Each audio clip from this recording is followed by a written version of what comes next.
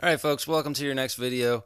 In this one we're going to be talking about a group of people called the Franks, as well as a guy named Charlemagne, who's kind of the most important king of the Frankish people, and he's going to kind of do some important things. Now, as you're watching this video, you might notice this thing up here. It's not going to go away. I don't know how to make it go away, so that has me annoyed. Okay, so try your best to ignore it. Otherwise, this has me annoyed. And other things that have me annoyed today, okay, I'm going to give you a little driver's ed lesson here. If you're driving a car, okay, when you turn 15, you get your learner's permit, get your license when you're 16, 17. If you're driving a car that has more than 4 wheels, okay, do not go in the left lane. Just don't do it. There's no reason to go in the left lane. Okay, if you have more than 4 wheels on your car, stick to the right lane and let the faster people who like to drive at a normal speed go ahead and get on past you. Okay, they're not going to teach you that one in driver's ed next year. So, driving knowledge from Mr. Grimslin. Anyway, back to history. Rant over. All right. So, the period from around 400 to 800, sometimes seen as the Dark Ages for Europe. Okay, so what does Dark Ages mean? It means that after the Roman Empire fell, okay, there was kind of there was no strong government in place. So, not only was it kind of a weak central authority, but they also started losing things like knowledge and kind of the classical, knowledge of Greece and Rome. They started, losing the ability to read and write, etc.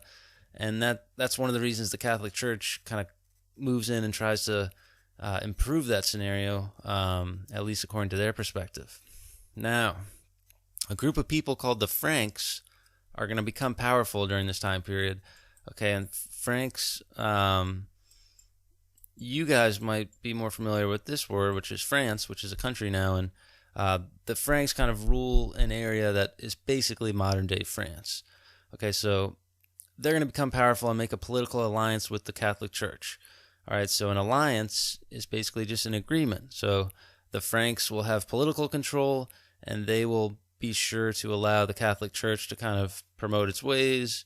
They'll have a Christian empire basically, and it kind of works for both parties. Okay, the church gets that military protection that they don't necessarily have because the church doesn't have an army, and the Franks get kind of all the good stuff that comes with the Catholic Church, like that knowledge, that education system, that infrastructure, etc.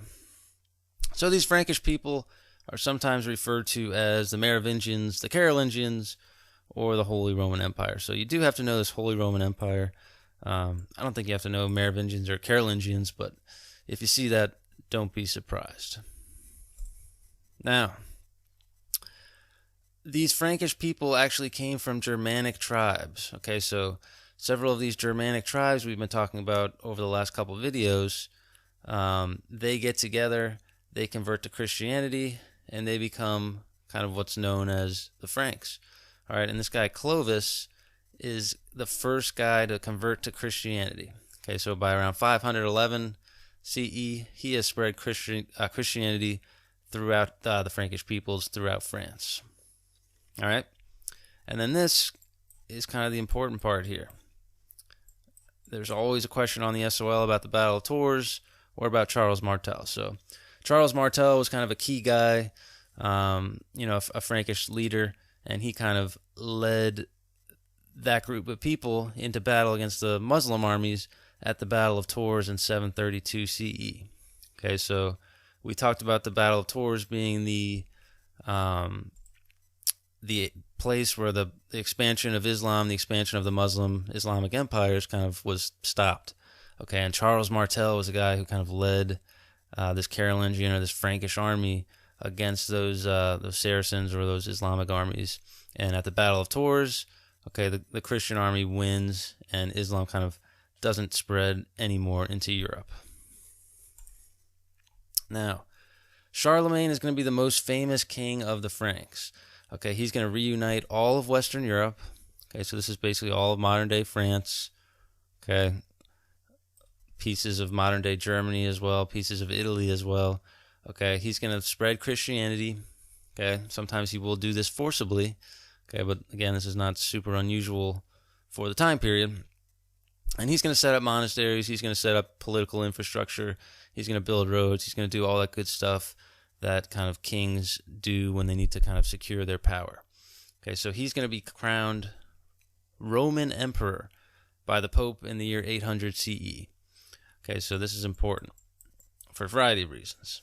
All right, we talked about in the last video how medieval culture is a mix of, okay, the old Greco-Roman culture, okay, the Christian church, and then these new Germanic tribes that are coming in. Okay, so Charlemagne and kind of the Frankish people, the Holy Roman Emperor, they see themselves, and really the Pope too to a certain extent, they see themselves as preserving that old Roman Empire. Okay, so they liked it when Rome was there. People kind of looked at Rome with like awe and wonder, and when it was gone, people tried to recreate it. Okay, so this Empire of Charlemagne is going to become what's known as the Holy Roman Empire. Holy Roman Empire, sorry. Okay, so you might see HRE or Holy Roman Empire. That's all we're meaning here now. Technically, this isn't, part of Rome. Rome's gone. Okay, Rome was, most people say the western part of the Roman Empire ended in 476. But these people kind of are trying to recreate it, and that's why the word Holy Roman Empire is important there. All right, so Charlemagne's new Holy Roman Empire will eventually include much of Western Europe. Okay, the empire will reinterpret Roman culture. They'll build churches, they'll build schools, they'll build roads. Okay, and all of these attempts are attempts to unify Europe and kind of, create a stronger central authority. And of course, as we've talked about over and over and over and over and over again, so you might think it might be important, right? Okay, the church is going to become very powerful in both political and social life. So this new Holy Roman Empire, it's a mix of those Frankish kings, the Frankish people, and then the church that's spreading Christianity, and it's alliance between the political guys like Charlemagne and the religious guys like the Pope. All right, so that's going to go ahead and take care of that. Remember, if you're driving more than 4 wheels, stick to the right-hand side of the road. Otherwise, thanks for watching.